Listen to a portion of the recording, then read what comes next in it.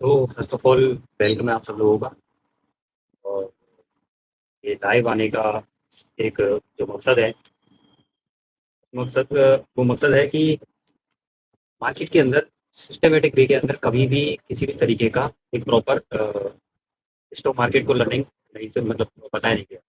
तो उसके लिए हमने ये शुरू किया है कि हम लोग आपको रेगुलरली अपडेट देंगे इस चीज़ के बारे में कि किस तरीके से स्टॉक मार्केट को जीरो से स्टार्ट किया जाता है, उससे पहले क्या प्लानिंग करनी होती है। क्योंकि स्टॉक मार्केट एक बिज़नेस है, ट्रेडिंग जो है वो एक बिज़नेस है। तो इस बिज़नेस में आने से पहले आदमी को किस-किस तरीके से प्रिपरेशन होनी चाहिए, उस चीज़ के बारे में अपन थोड़ा-सा अ, अवेयर होंगे इस चीज़ के अंदर और आपको उस तरीके का इसके अंदर नॉलेज आपको दिया जाएगा।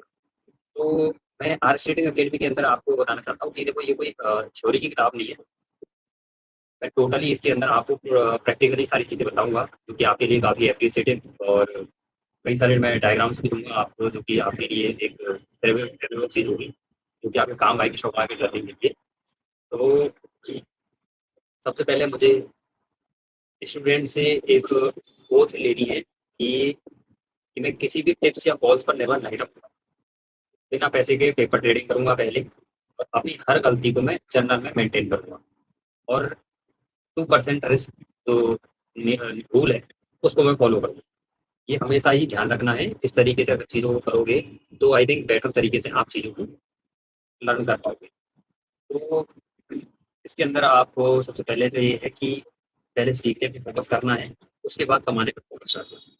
तो मार्केट में सबसे पहले आपका जो पैसा कमाने का जो लक्ष्य है या टारगेट है, वो टारगेट आप इस तरीके से नहीं कर पाओगे अचीव। उससे बेहतर है कि पहले आप उसको टारगेट प्रॉपर तरीके से लर्न करो, उसके बाद में उससे पैसा कमाओ। क्योंकि आपका जो जो रिस्क है, उसके अंदर उसको आपको कंट्रोल करना आना चाहिए, क्योंकि आपके हाथ में सिर्फ रिस्क रहती है, रिवॉर्ड होता है वो मार्केट के हाथ में होता है, वो मार्केट किस तरीके से आपको देगा, किस तरीके से चीज़ें आगे प्रोसेस होगी, ये सारी चीज़ें आपको देखनी पड़ेगी।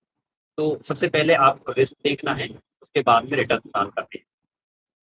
तो अगर आप ये नहीं जानते कि गलत होने पर आपको कितना नुकसान होगा, तो आप ट्रेड लेने की कोई ज़रूरी आपको होनी नहीं चाहिए।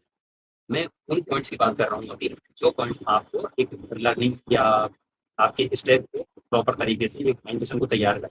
तो ये कुछ टर्मिनोलॉजी है, जो कि आपको पता होना ज़रूरी है। तो मैं इस पूरी वीडियो के अंदर आपको पूरी प्रॉपर टर्मिनोलॉजी दूँगा कि किस तरीके से कौन-कौन सी चीज़ें होती हैं, कौन-कौन से वर्ड्स होते हैं, जो कि इसमें बोले जाते हैं, समझे जाते हैं, सीखे जाते हैं। तो कई बार ट्रेड नहीं करना भी एक ट्रेड करना ही कहलाता है। जैसे कि अगर मार्केट में हर दिन अपॉर्चुनिटी मिलती है, तो हर कोई अच्छा पैसा कमा रहा होता है। मैं भी एक फुल टाइम ट्रेडर हूँ। तो अगर इस तरीके से चीज़ें हो रही होती तो मैं भी अच्छा पैसा कमा रहा होता। फिर मैं आपको लर्निंग करवाने क्यों आता? तो ये एक साइड बिज़नेस भी होता है, एक प्रॉपर तरीके से लर्निंग का इसलिए बताना ज़रूरी है, क्योंकि मैं इस पाथवे को तैयार करते वक़्त या इस पाथवे पे चलते वक़्त, इसमें जब मैंने कदम रखा और कदम लेने से आज प्रॉफिटेबल होने तक, मेरे को बहुत सारी प्रॉब्लम फेस करना पड़ता है। तो अगर मुझे पहले कोई चीज़ बता देता कि ये नहीं करना हो, तो आई थिंक मैं इसमें थोड़ा जल्दी प्रॉफिटेबल हो जाता।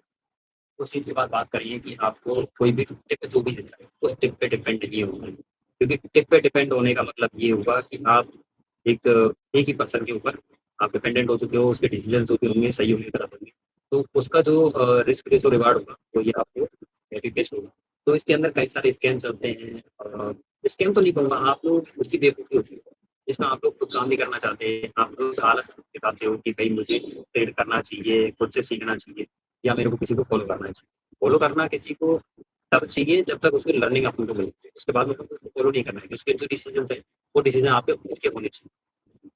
और फिर इसके बाद नेक्स्ट लेवल पे अपन बात करें तो प्रॉफ़िट देखकर खुश नहीं होना चाहिए। आपको अपनी प्रोसेस देख के खुश होना चाहिए कि आपकी प्रोसेस अगर अच्छी है, तो आपके लिए ये काफ़ी अच्छी ग्रीटिंग्स है और आपको काफ़ी लॉन्ग टर्म तक मार्केट के अंदर बने रहने के लिए एक आपको सपोर्ट की तरह काम करेगा। तो कि कभी भी है ना कोई प्रॉफ़िटेबल ट्रेड ना आपको एक आपकी जो स्ट्रेटजी है उसको प्रूव नहीं करता है। इसलिए आपको प्रोसेस को फ़ॉलो करना चाहिए। आपको किसी भी प्रॉफ़िट के पीछे नहीं भागना चाहिए। आपको प्रॉफ़िट मिल गया तो आप ये चीज़ सीख गए। इस तरीके के मिथ्स दिमाग में नहीं। उसके बाद है कि कैपिटल बचाना है, अपॉर्च्युनिटी हो जाएगी। कैपिटल को सेव करना आना चाहिए। अगर आपने कैपिटल को सेव नहीं किया, तो उसके बाद में आपको कितनी अपॉर्च्युनिटी दिखाई दी, उस वक़्त कोई सेंस नहीं करता। जैसे कि हम लोग बड़े हैं अपने से उम्र दराज लोग हैं, वो अपने को एक ही सलाह देते हैं कि कोई भागती हुई ट्रेन नहीं पकड़नी चाहिए, भागती हुई बस में नहीं चढ़ना चाहिए। इसी तरीके से स्टॉक मार्केट के अंदर भी उस प्रोसेस को बोलते हैं FOMO, fear of missing out. तो इसके अंदर भी यही बात है कि आप प्रॉपर तरीके से अगर आपने माइंडसेट अच्छा डेवलप किया है, लेकिन उसके बावजूद भी कई बार ट्रेंड भाग रहा होता है, कैंडल बन रही होती है, लगातार बन रही होती है, तो उस पे अपन एंट्री ले लेते हैं। तो इस तरीके का अप्रोच बिल्कुल भी नहीं करते।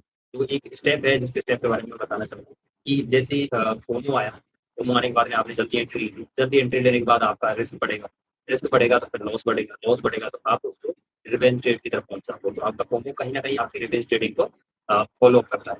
इससे बचने के लिए आपको सबसे बेहतर फोमो एंट्री नहीं लेनी। इससे बेहतर आपको प्लान होगा कि आप पहले प्लान करें, उस प्लान के हिसाब से उस पे वेट करें। वेट करने के बाद में फिर अपना सेटअप बनाया हुआ है, उस सेटअप के हिसाब से एंट्री लें, फिर अपने रिस्क को कंटेन करें। क्योंकि आपका जो बनाया हुआ सेटअप है, वो सेटअप ही आपका रिस्क कंटेन कर सकता है, इसके अलावा कोई दूसरा ऑप्शन नहीं है, जो आपको रिस्क को कंट्रोल कर पाए।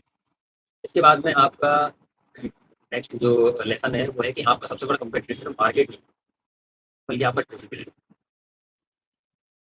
ये बात मैं कैसे कह सकते हैं, स्ट्रेटजी सीखना आसान है, लेकिन लाइव मार्केट के दबाव में कंसिस्टेंटली फॉलो करना असली स्किल।